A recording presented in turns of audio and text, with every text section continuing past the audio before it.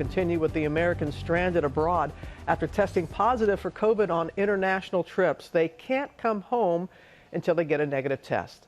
Transportation correspondent Gio Benitez joins us from Newark Airport with more. Good morning, Gio.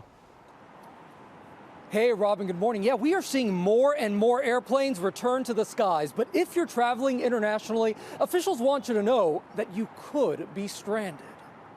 This morning, Americans returning to the skies in droves, anxious to travel. American Airlines, just one of the carriers, seeing a massive spike, as much as a 400% increase in bookings compared to last year. The CDC is still urging people not to travel. In the U.S., you don't need a negative test to leave the country, but you do need one to come back home. It's a lesson some are learning the hard way. I felt almost like I was being held hostage. Antonio Delgado and his wife Shelley were in Cabo celebrating their 20th anniversary when he tested positive on his first trip during the pandemic. We arrived back at the hotel. They were waiting for us out front and said, go straight to your room.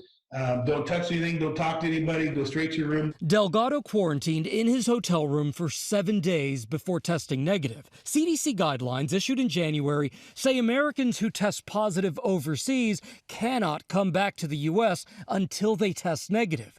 Corey Mudd was on his honeymoon with his wife Alicia in Riviera Maya, Mexico, when he got the news. We came back to our room after being at the pool for them to tell me that I had tested positive, and my first initial reaction was that can't be right, because I didn't feel sick or anything at all. He had tested positive on the 5th day of their trip and also couldn't come back to the U.S.